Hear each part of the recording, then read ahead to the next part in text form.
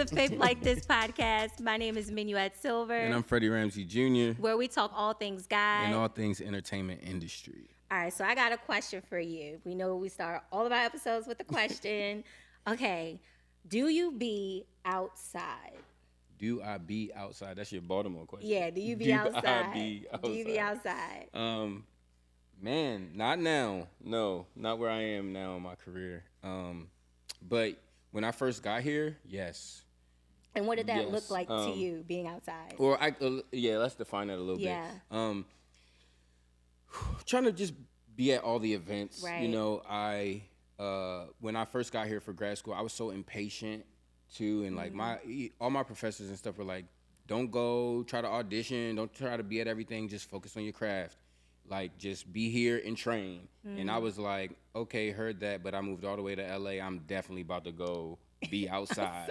And that definitely backfired in so many ways. Like, I went, being outside to me could be, in a sense, like I went and got a modeling and commercial agent while I was in grad school, just driving around finding places. That agency wound up canceling me because I didn't have time because I was in grad school. Then while I'm doing that, I'm driving it. Once I got my car out here, actually, because at first I didn't have a car, I was riding a bike. But in Santa Clarita. But like once I got mobile, I'm like driving and trying to go to all these events, be where all of these people are. And ultimately all I was doing was like tiring myself out and not really preparing the way I needed to prepare to be ready for my opportunities when they did show up.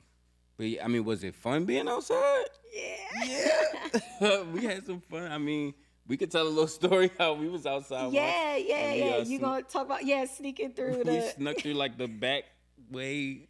That's a through whole kitchens. We snuck through a kitchen to get to rooftop parties when I first moved out here. Yeah, you know, just.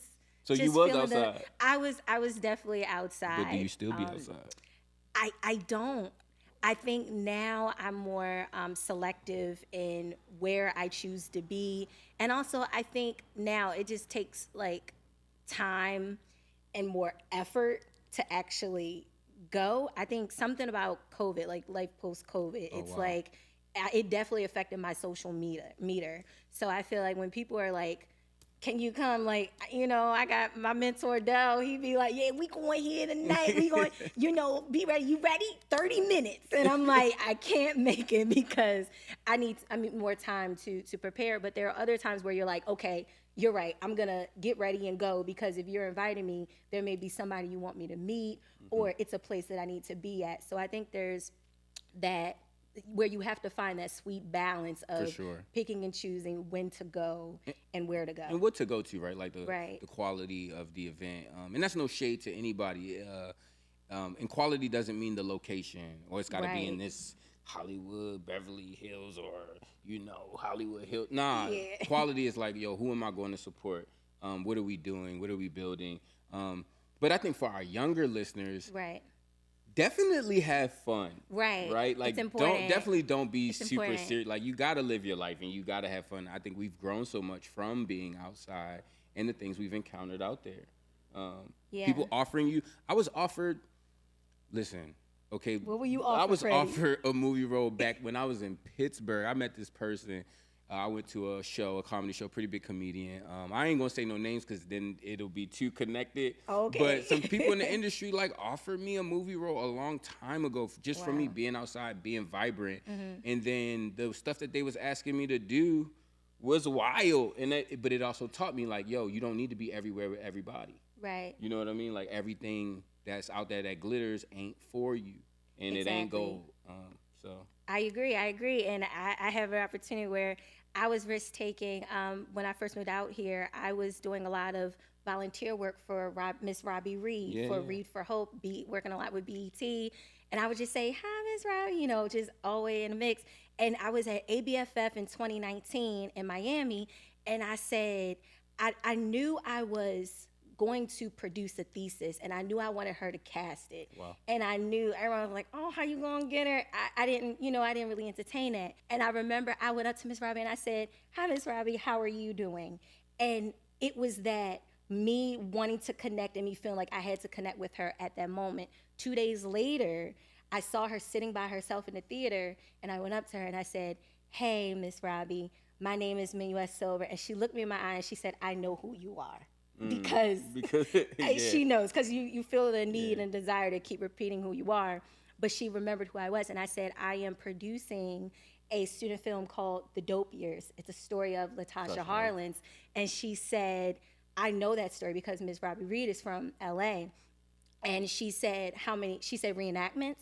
I said, yes. I said, I've written in reenactments. She said, how many people do you need? And I said, well, we're going through the stages of Latasha life. And she was like, okay, whatever it was, 8? I said, yes. And I remember she looked at me again and she said, I will help you. Wow. So it took me being outside and me asking and her wanting to help. And I remember when we had the casting call at USC, it was packed. Like the walls were, I mean, the aisles, everything was filled. The halls were filled with so many beautiful Black and brown people. And it's probably the record-breaking number that they had at USC.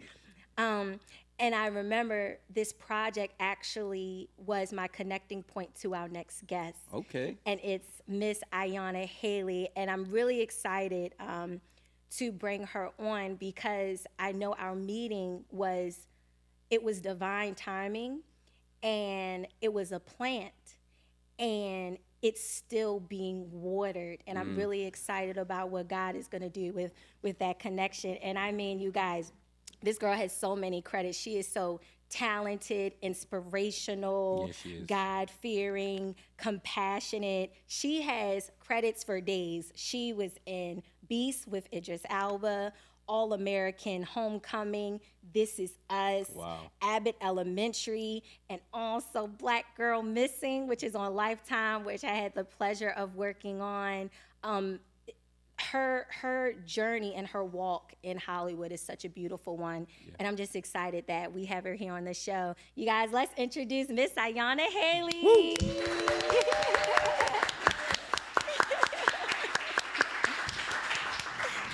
Welcome.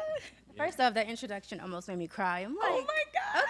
Okay, thank you. It's you. Yeah, absolutely. You look great. Thank you. Yeah, girl, you look fantastic. The color blocks, you guys have like the similar, like the blues and the pinks. Are we in sync right now? Yeah, it's okay. nice. I'm feeling it. I'm feeling it. It's great. We were just talking about, how we met, and I feel like every time I meet somebody, I feel like we love telling the story of how we met because you were our Latasha Harlins, and you were so readily on board to do that. And I remember we didn't really get to talk so much on set, but we just kept seeing each other on social media.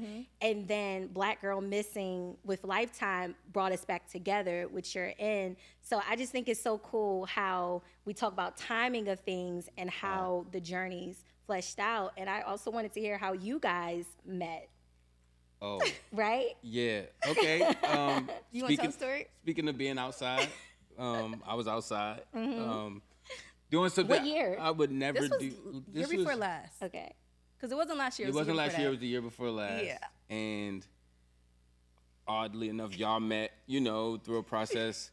We met through me being outside. I was at Coachella, something I had never done. With people I had just met. I just worked on a film, the Allie and I film that I did with Super Duper Kyle, and the cast and I went out. And so I just went out with some people that I had just met. They're great friends of mine now. And then I strolled off by myself for 4 hours because y'all know how Coachella can be. I'm born again. So I'm out by myself, and I see 3 black angels just come walking down in the Soho House. We were in the Soho House during this time, and Iyana was one of them. And I think we connected at that moment, and we've never disconnected since. I followed you on social media. Because I saw you somewhere. I don't know, maybe through Shelly, which is one of my acting coaches. It was something to do with that, and I'm like, I know him. Not know him like that, but, so I just felt like we met, we connected, and like you said, we've been connected ever since. So, Same I'm so shows? glad to be here. Same show. We're both on All-American Homecoming. I was on This Is Us for... Oh, yeah, you were. Because you were doing with Sterling in the college. Yeah. Okay. Yeah, that was, I don't know what you saw in me because I felt crazy when we met, but yeah, it was great meeting you too. Beautiful spirit. Immediately when I met you and even your friends, I was like, these are the people. these are the type of people I want to be associated with. And I definitely approached y'all. I ain't even gonna lie. I seen them. I was like, I gotta go over there and talk to them. Yeah.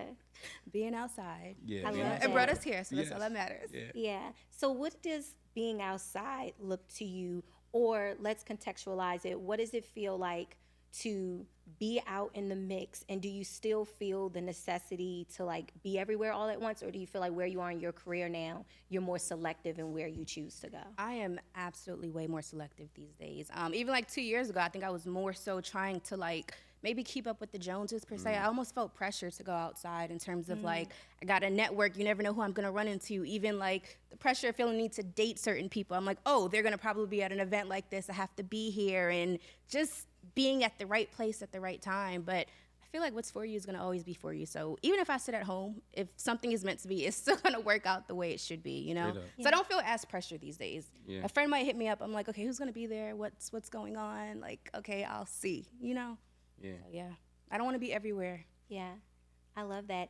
Can you tell us, I know, but I want you to tell everyone else, how important family is to you, and what has your family played, what role have they played in your success and your career here in Hollywood? I am extremely close to my family. Like, my family is like my everything. They've supported me ever since I wanted to just be a piano player when I was like a kid. Anything that I've ever wanted to do, they fully support me. They pour into me and they motivate me, especially, I mean, the whole family, but especially my mom. It's been times where I've had like auditions or I've been up for certain projects and I don't get it. And I just want to lock myself in the room and cry all day. And she's like, Iyana, like, that's not meant for you. Like, so many better things are going to come your way and stuff. So just knowing that they're always there for me, it just keeps me going. Like, everything that I do is literally for my family. Yeah. Literally. That's beautiful. Yeah, they're everything to me. I love that you elaborate on that and that you're proud of that. Yes. Where, you know, I'm from inner city Baltimore, so like growing up, a lot of the guys that I grew up with, they didn't really have a lot of family structure around them. You know, I did have it, and I'm very grateful, but I think oftentimes the narrative in Hollywood or in our culture can just kind of be like, oh, we come from these fatherless homes, or we come from, like, it's this super duper struggle. And I don't think there's anything wrong with that, but I do think that there's beauty in highlighting when someone comes from good family, like in good stock, because that's of God. Yeah. You know, God wants that for us and wants that for all of us. So if you're listening out there and you don't come from that, you can build that. You know what I mean? Like, I can say that for my parents too. Like, my parents built a foundation for me to stand on to be here today, to a degree, you know. And obviously I have to do something with that, but I think it's beautiful that you acknowledge that, and that your family are you know, they're game changers in our industry to a degree as well. Like, and even to touch on my dad, for example, he's a movie producer, and like one of his first films, he had me be like one of the stars. I'm co-starring in it along other people, but I mean, that's important to me because I didn't really have much credits, or I didn't really have like too much experience, but it's like he supported me and he was like, you know, you can do this. I'm gonna give you this big role and you have to, you know, fill these shoes and do what you're supposed to do. And I did, and I feel like that helped jumpstart my career for sure. So I'm super, super, super grateful for my dad, my mom, my whole family. For sure. And I wouldn't be where I am without them. The Bible says, you know, a good man leaves an inheritance for his family, for his children. So that's beautiful. You spoke about, you know, how they support you in the industry, but how have they rooted you foundationally, like with your faith and your belief system? And tell us a little bit about that. Like, you know, how has faith helped you in your journey? Faith has helped me so much. Even growing up, I went to private Catholic school ever since I was in pre-K or whatever. So I just learned about being faithful and praying, for one. I make that a part of my routine. I don't go to bed without praying. Wake up every morning and I thank God when things aren't going my way. I understand that it's not up to me. You know, it's God's timing, God's way, God's planning, just trusting that he has the final say and everything is going to always work out, just kind of like keeps me going, and not just career-wise, but just in everything that I do. And I've learned that from a kid, thanks to my parents. Even some Sundays, my dad goes to church like most Sundays. So even I'll be wanting to go to sleep or something. He's like, I don't know, like you need to get up and go to church. And even when I don't go, my mom is like, oh, did you watch? We love Sarah TD Jakes. Like that's like our thing on TV. So she's like, did you watch that? Like, what did you learn? We do these Bible plans. So if I'm ever slacking, they pick me up where needed. Because they are very, very, very faith-based as well. I love that. And I think we all have a commonality because my mother, my father, they're believers. I grew up as a PK. My dad was a pastor. And I also have been in private Christian schools from pre-K up until middle school, me and Freddie didn't know we were going to the same middle school, Oh, wow. elementary and middle school. As I was coming in, as he was coming out, I was coming in. And then all-girl Catholic high school, and then college. And I think that schooling has definitely helped serve as a foundation and structure. And I'm just a big advocate of the private school system, especially in Baltimore. I think that it was a really strong foundation to me. And I think about the sacrifices that my mom and dad had made to keep me there.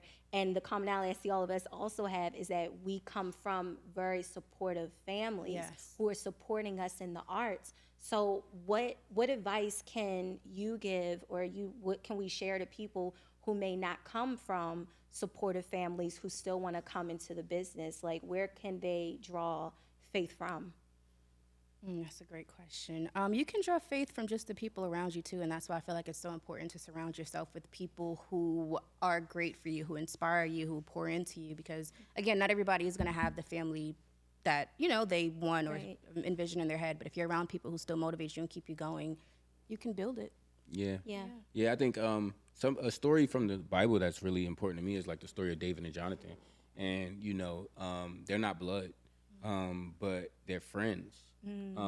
But that friendship saves David's life, and leads, ultimately that guides him and gets him to where he's going to be as king, right? And this profound figure that Jesus and all these others are on the same, are descendants of in the human realm, right? I think, like you're saying, the people that you keep around you, like, having a family, these are the people that you're around. Right. I think the power with God is like, we have that ability to choose who our family is also. You know what I mean? And yeah, I went to private school for part of my life, but I also went to public school. And I think that gave me like that balance to be able to see like, like, okay, here's one way to grow. Right. And here's some structure here, but here's another way. And I feel like a lot of the nuggets that I really took from life was when I was in public school, when we didn't have books, right? When you don't have the things that other people have, but somehow you still go on to win state championships. Somehow you still go on to, some of these kids went on to do robotics competitions, and their moms were on drugs. Their fathers may not have been around, but there was something still in them. God still placed something in them, a divine drive to where they could still go places beyond where I could even go at the time, right? Because so there's strength in all of it. Like, there's strength in having a family. Right. There's also strength in not having it and building it. Right. No one is greater or lesser than Right. the other. Right. They're just different routes. Yeah. And we were talking about that before, with Pastor John. Like, the Holy Spirit speaks to us individually. And in different ways, And in different different nuances ways. of Yeah, God. yeah. Yeah. How does God speak to you? God Iyana? speaks to me in so many different ways. Whatever I ask for, I feel like he gives me messages or signs and gives me advice in ways and for one, I walk by faith and not by sight. So it's like, I may not hear him per se, like saying certain things, but I just know that he's always around and guiding me. So just me believing and trusting him, he makes a way for me. I love that. Has your maybe it has or hasn't, but how do you show up on set? Like, obviously when we're in the industry, and this, like, we work with a lot of people who are of different backgrounds. My first day working on All American, like, the first people I encountered were Jewish people, right? Not to say that we're that different, but they were different than I was, right? But I still got my WWJD on my wrist. Like, how do you navigate that? Do you show up on set as yourself? I mean, hopefully, but like, tell us a little bit about that, like how you carry yourself when on a set, especially for our young listeners who want to be where you are. Yeah, absolutely show up as myself for one. The first thing I do when I get on set is I pray and I thank God for one. And then I just like ask God for like the ability to express whatever I'm trying to express, depending on the character, depending on the role. Just let me like really do what I'm supposed to do with God, watching over me and guiding me. So I just say my prayers and let God like take over and do what he does. Like, simple enough for me. I mean, I'm a fan. I would say he's doing it. Watching you perform, Absolutely. especially watching like, for me, watching All American and just seeing you on there and seeing you just be so strong and rooted, grounded, and bringing such personality alive. I would say that it's working. And prayer helps like Me with my nerves too, my anxiety for one, because whenever, no matter what set, even if it's like day 13 or whatever, I'm still always nervous. I'm like, am I gonna do a good job? Like, are people gonna like me no matter what day it is? But praying like really just like, it eases me and it like helps keep me calm. So I literally need to pray. I literally need to talk to God like before like my scenes and before I meet the new director, the new producer, the other actors or whatever it might be. So definitely keeps me grounded and humbled and all of those things. No, thank you for Love sharing that. that. Yeah, that's so beautiful. And I think, Freddie mentioned the first moment he met you, he said he could feel your beautiful spirit. And I think what's so cool is that everyone can feel it when you're even on screen. So whether or not in person or on screen, I think that's definitely a gift. And speaking of gifts, what other gifts have you noticed, like while we're in the strike right now, the actor strike, the writer strike, what other gifts or talents have you noticed that God is nurturing or birthing inside of you? What other gifts and talents? I mean, sharing, like for example, a week or two ago, I went to Miami and I spoke to the kids. So giving back is something that like I've really been in. I mean, I've always been into that, but just like being able to do that, I feel like that's a gift and I'm able to share that. Something I've always been doing and I'm kind of just now picking back up is the craft, which is crocheting. Okay. It kind of like helps my mind. Like I like to stay busy sometimes. What else? I'm now trying to become like an influencer, so I'm doing like little things like that. So I'm just trying to stay busy as well as like being in class and just like learning different ways to do different things and work on my craft and whatnot. Oh, wow. Talk about that a little bit, about the craft, right? Like training. Talk to our guests about that. What's that process like? You know, you have talent, but there's some work that goes behind that, right? What they're seeing is not just coming out of nowhere. Tell us a little bit about like your training. And I think no matter what you do, preparation is like super, super important. So for me, training has always been like a thing. Even if I just come off of a movie, I still want to get back into acting class and just like sharpen my tools. Right. I always compare it to like a football player or a basketball player. Like you guys are probably always in the gym, like trying new ways to get the ball. I don't know, the sports terms, but doing that. So I compare that to acting. It's like we want to sharpen our tools and find like different ways to, whether it's playing with our voice or figuring out how to break down a character, whatever the case might be, because when the opportunity comes, and it will come, it's like you just got to be prepared and train, stay active. And that goes, it's not just acting class, it's like being in the gym just for like your own personal fitness and health. It's learning better communication skills. It's so much that goes into it just to make you, the best person that you can be. And no matter what you do, whether it's acting or whatever it is. Talking about opportunities coming though, you had a mega opportunity. You work with, actor who I look up to. You were in Beast with Idris Elba. Talk to us about that process. How'd you come about it? Or, what was it like being there? What was it like working with this mega star? Okay, working with Idris is like the best experience. First of all, my mom has this blanket with Idris Elba's face. This is way before I even booked the movie. So her obsession with him is actually real. So the day I found out I booked it, she was like, Idris Elba, we're going to Africa. I'm like, okay, Mom, like, slow down. But the process was super dope. Kim Coleman cast it, and I've been like trying to lock in with her for like years. So she cast it, and the funny thing is I remember I had a chemistry read with Idris. And I stumbled the lines. I was just so nervous, my nerves and my anxiety. And I'm like, I'm not going to get this. And in my mind, I'm like, okay, I just want to take a picture, like a sneak picture just to say I was with Idris Elba. But in my mind, I was like, you know what? I'm going to book this film some way, somehow, and I'll take real pictures with him. Fast forward to like a few days later. My nerves were so bad. But I'm just praying. I'm like, God, like if it's for me, please let it like work out, but also like God, let it be for me, like straight up. And then I ended up booking it. I ended up going to South Africa for 3 months, and it was a very scary experience because it's so many bugs, and I'm like petrified of bugs. So I'm like, please protect me, don't let me get bit. I don't want to catch anything out here. I don't know, but it just was just really, really dope to work with, and I learned a lot from him. Like he doesn't say like too much, but just like being in the same space with him, I'm like, oh. Okay, cool. It's very subtle, grounded actor. So you auditioned and then you got the callback? I auditioned for it via self-tape. Okay. And Shelly actually taped me, which is an amazing acting coach. I did it, and then I had a Zoom chemistry with sisters, with 2 little girls to play my sister. It was one of them that she felt a little mature. I feel like we were on the same speed. But then it was another little girl, and I was like, oh, I feel like I have to protect her. And that's the one who ended up booking the role. And then the next couple of days, it was the chemistry with Idris. And that's when, I'm like, it's getting real out here. Like, it's getting real. Was that like a big I made it moment for you? Absolutely. Yeah. I think Idris, everybody that I work with is amazing and great, but I think Idris really like set a bar for me. Like, we love him. My whole family loves him. So I just felt cool. I felt like the cool family member. Like, I'm going to work with Idris Alba. So it gave me some cool points for my family. I will say that. For sure. I love that. I want to ask you guys both a question.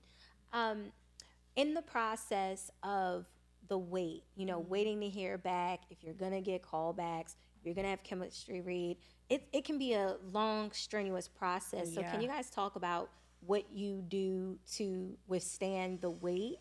Ooh, take it away. So for like my first auditions, after I do it, I literally just throw the sides away because I'm like, I don't want to think about it. What becomes tricky is when like you do hear back and you get that call back and it's like, okay, what's next? Am I going to book it? So in that time, I literally just try to find like other things to do to keep me busy. Because it's been a point, like, earlier in my career where I would just, like, sit by the phone and wait for, like, my agents to call me, like, did I get it or did I not? Wow. That can drive you crazy. Yeah. Literally. So it's like you have to just find something to keep you busy. Yeah. But we're human, too. So it's like we're Right. gonna, like, still want to wait and, but you just got to find other stuff to keep you busy. And, again, know that what's for you is going to be for you. I love that. I think that's a part of the maturing in the industry, right? I feel like that waiting by the phone time was the same time I was outside. You get what I'm saying? Like, that was around the same time. Man, I'm going outside. You got to do something sometimes. Making decisions. But I think you're right, 100%. I do that now, too. I'll do the audition. Rafael Barantes Lopez, one of my voice professors at CalArts, shout out to him, profound. He taught me a saying. He said, do good and throw it in the sea. Meaning, like, do that tape or whatever it is, do that audition, go out on stage, because that's my theater background. Do it, and when you walk off, it's over. Yeah. Like, it's over, you let it Facts. go, and you throw it in the sea, and you keep on going. Like, it took me a while to actually learn that, but I started doing that. And then what I noticed was in the wait for me is like, okay, I did the audition, that moment is over. I'm not thinking about that anymore. It's like, I'm back to my present world. Like, what's important is my mom, is something going on with my family, like, there's things that are important. Or if that's not the case, like, am I having fun? Am I enjoying my life? Because for a few years after grad school, I was just very much zoned in on, like, trying to make it as an actor. And it's like, yo, you missing out on your life. Like, God did not intend for you to just be all focused and, like, stuck and serious. Right. Which led me to meet Iyana in Coachella. So,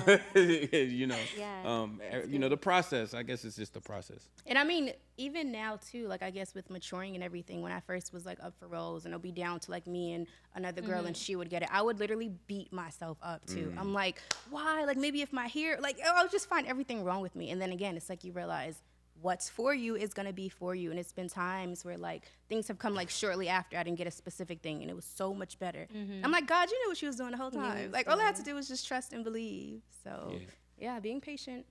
Sometimes you don't get the role immediately. Sometimes like you'll hear back months later. I know that happened for me. It's like I did this thing. I'm like, oh dang, I ain't get that. And then a month later, they call and be like, "Oh, hey, you going straight to a producer session for this?" And you that be like, happens all the time. Yeah. Like, wait, what? I forgot about that. You know. And imagine if you was sitting by the phone the whole time, it would have been like months. So that's why you gotta throw that away, keep it moving, and then if it's meant, whether it's a month later, a week, a day, whatever, it'll find you wherever you are. I love that. Now, I want to talk about compromise. Being a Black woman in the industry, I know you are actress, producing. Have you found yourself in situations where you've had to maybe compromise your faith or become more flexible to adapt to a situation or a role? And what does compromise look like to you in those uncomfortable situations? Have I? I don't think I have, but I have thought about like times where that could possibly happen, and I don't ever want to have to like compromise my faith. Like, I don't want to have to do that. Again, what's for me is going to be for me, and I don't want to ever do anything where like I'm uncomfortable, where I'm feeling a certain type of way. Right. So, and I feel like I've reached a point now too in my career where like I am a little bit more selective. Like, and I feel like it's not what I want. I'm just not gonna do it or work with this person. Yeah. Because I got to put my foot down. This industry can take you and swallow you up and turn you into a whole new person, and that's not me. Did that make you nervous before, like knowing that you would have to say no to some great opportunities sometimes? Does that make you feel? Yeah, definitely. But I'm grateful that nothing crazy like that has ever, like, you know, came up or came about or whatever. I've been definitely, like, blessed for sure. So you say you're That's covered beautiful. in the blood? Absolutely. I love And is. that. Absolutely. I love that. I think I have encountered situations where I've tried to get in contact with somebody, but I was blocked.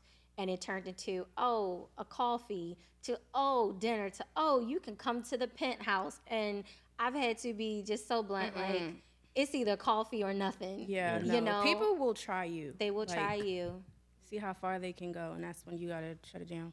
I think the beauty of like the evolution like of our industry as it relates to like us coming up and being producers, right? You know, leading on shows and being able to hold space for people, doing movies, is that we don't have to live in what this industry may have been in the past, right? We can create that we can create what the future looks like, especially for those who work with us. You know, I'm just saying that because it's kind of like, you know, I've definitely felt that. I've been offered some things, and a lot of guys don't talk about this in Hollywood. And I ain't really trying to go too deep into it, but like stuff happens to men too. Yeah. You know what I mean? Like guys get offered crazy opportunities too, but you got to do certain things. And I think what you're saying is so profound. It's something my father gave to me. It was like my dad said, don't laugh if it ain't funny. Don't scratch if it don't